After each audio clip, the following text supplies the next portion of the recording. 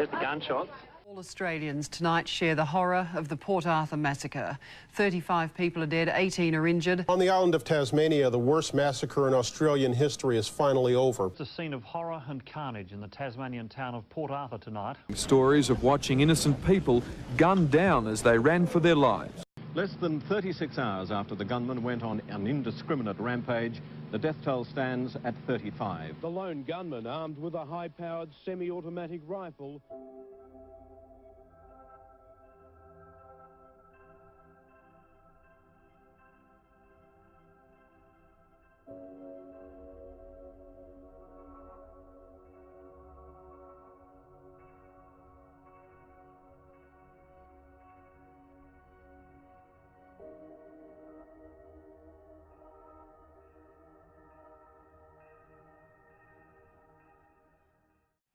The massacre has again renewed the debate over gun laws. It was the biggest gun buyback the modern world had seen. Powerful semi-automatic rifles, like the one the killer had used, were banned for all but the police and professional animal colours. Australians owned 3.2 million firearms in 1996. In the wake of the Port Arthur massacre, 700,000 automatic and semi-automatic weapons were melted down. Following the mass shooting tragedy at Port Arthur in 1996, the then Prime Minister of Australia, John Howard, introduced strict gun control laws that helped shape the contemporary firearm laws of today. This was established as the National Firearms Agreement. The laws to give effect to the agreement were passed by the Australian Federal Government 12 days after the Port Arthur massacre. State laws regulate the ownership, possession and use of firearms in Australia. These laws included restrictions on automatic, semi-automatic rifles and pump-action shotguns from civilian ownership. There was also more stringent requirements for the registration of all firearms and bulking up laws around the storage of weapons. The agreement also included uniform gun registration, rejection of using self-defence as a legitimate reason to hold a firearm licence, a ban on mail-order sales, and standardised penalties. The laws also required anyone wishing to possess or use a firearm be over the age of 12. A temporary firearm buyback program was introduced nationwide. The federal government bought firearms that were once legal and were now illegal back from the Australian people. According to the Council on Foreign Relations, over 650,000 firearms were handed over. This program, which cost $230 million, was paid for by an increase in the nation's taxes.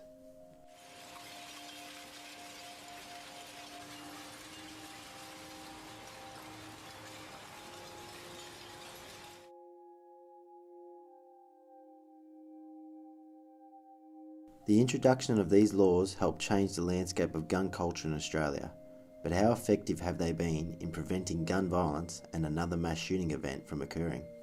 There is no disputing the fact that in the 15 years prior to 1996, there had been 13 mass shootings in Australia, in which a total of 104 people were killed and 52 were injured.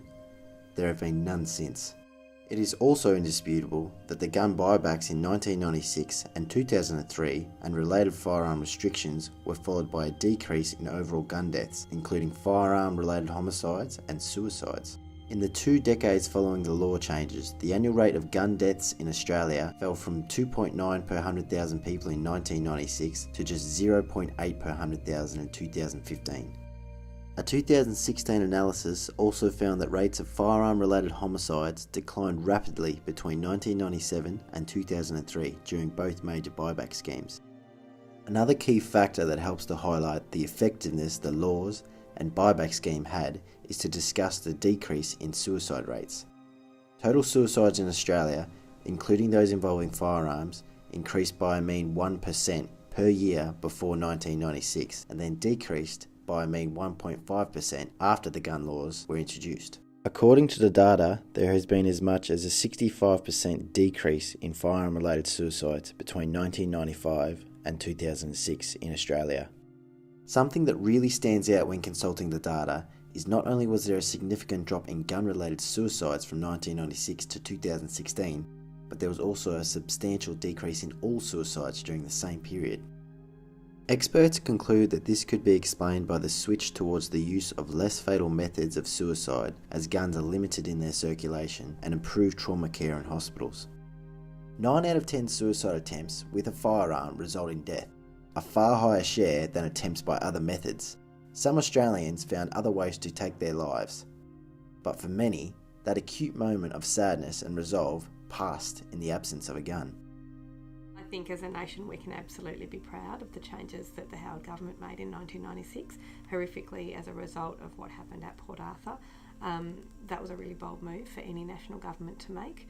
We only need to look to America, where they've got entirely different attitudes to guns and entirely different laws and regulations relating to firearms, to see that they have massive rates of gun violence, massive rates of homicides and gun-related suicides. We have seen those statistics drop in Australia, and that's absolutely down to the fact that we've got fair, reasonable and well-enforced gun regulations under the NFA.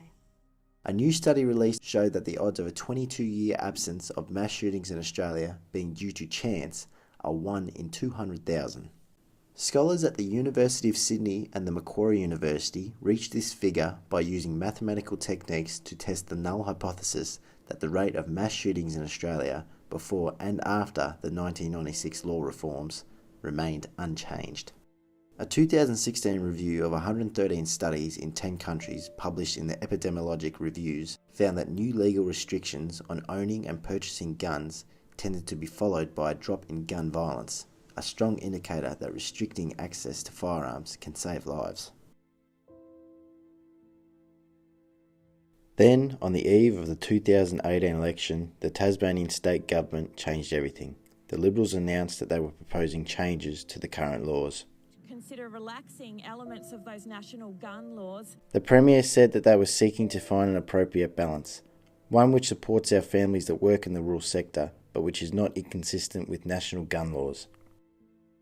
Changes to the current gun laws include greater access to Category C firearms for farm workers and sporting shooters, silencers available for Category C licence holders, doubling the duration of firearm licences, and relaxing penalties for minor gun storage breaches.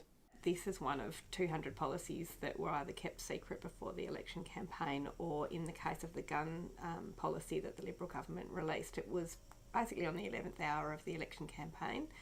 And that really, I think, the community can be right to be disappointed in a government or a party that releases policy at the 11th hour in that way, without consultation, without the opportunity for communities to have a say. Category C weapons include self-loading rimfire rifles with a magazine capacity of no more than 10 rounds of ammunition, self-loading shotguns with a magazine capacity of no more than 5 rounds of ammunition, and the pump-action shotgun with a magazine capacity of no more than 5 rounds of ammunition. The Tasmanian government has stated that these changes are not a watering down of our current gun laws, that they are for those who work the land, such as farmers, and that there can be improvements to the laws in the state in the future. The newly re-elected state government insists that these changes are being implemented to help control pest species such as grazing wildlife and birds, which is costing hundreds of thousands of dollars in crop damage each year. It's really interesting to know that the TFGA hasn't come out and endorsed the Liberals' policy, and I'm not aware of any, even a gun club or any other consumer group who has come out and asked for the Liberals' changes or has endorsed the changes that they've proposed. These proposed changes to the laws have come in the wake of reports by Gun Control Australia, who found more than 50 breaches to the current code by states and territories as they have attempted to trash the historic 1996 National Firearms Agreement. Gun control advocates have called for federal intervention and even a referendum after commissioning the damning report. I think the fact that breaches have occurred and have been picked up shows that the system is working. Let's examine the potential outcomes if the state government passes these controversial law changes. Extending the limit on gun licence durations from 5 years to 10 could pose a danger to the community because of concerns that the mental health of individuals can change over that prolonged time. What exactly are they proposing and why? And I think it's reasonable to be asking those questions of the government. Why are these changes proposed? What exactly is the detail of these changes? How will they be policed and patrolled? Downgrading breaches of gun storage laws and allowing farmers to carry firearms in their vehicles unlocked creates an environment where less care is taken with the safekeeping of legal weapons. With thousands of guns being stolen each year in Australia, there is a heightened potential for firearms to go missing from owners' households and vehicles, with many finding their way into those associated with criminal organisations. This could increase the amounts of accidental gun injuries and deaths as children and those who are not sound of mind stumble across firearms. There's always a possibility that changing regulations about storage and use and how guns are handled in transit could lead to horrible accidents. Policy changes would also create conditions for easier access to Category C weapons, including pump-action and rapid-fire shotguns, to a broader range of sporting shooters, gun owners and farmers. Access to these guns enables shooters to fire much faster than a bolt-action and somewhat faster than a lever-action weapon would permit. They do not require the trigger hand to be removed from the trigger while reloading. They can also be easily modified so that their magazine capacity can be increased in order to carry more ammunition. During the Port Arthur tragedy, the shooting that occurred at the Broad Arrow Cafe took only 15 to 30 seconds and resulted in the deaths of 12 people and injuries to 10. This tragic loss of life in such a short space of time reiterates why the faster a potential shooter can fire, and the more ammunition the firearm carries, the greater the potential there is for lives to be taken in rapid succession. With the weapons the shooter carried, an AR-15 and a second self-loading military-style rifle, aim was almost immaterial. In 2002, a mentally impaired student at Monash University in Melbourne shot 2 people dead and injured 5 others. He came to this rampage with 6 handguns, not an assault rifle. Had he been carrying an AR-15 or a rapid-fire pump-action shotgun, the toll would have been far worse.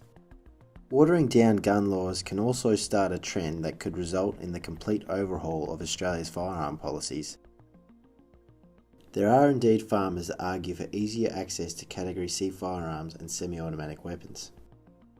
Many farmers have differing points of view on the subject, however, highlighting the fact that they don't need weapons like these floating around the community, with there being a potential to detrimentally affect people.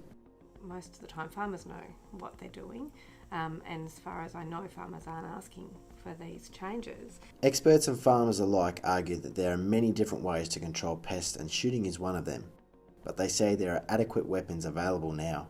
Other more effective ways of controlling pest species include using donkeys, alpacas, dogs, and cluster fencing, which all contribute to protecting the precious crops. We brought in laws after one of the most devastating mass shootings the world had ever seen. We brought them in so as something like that would never happen again. It hasn't.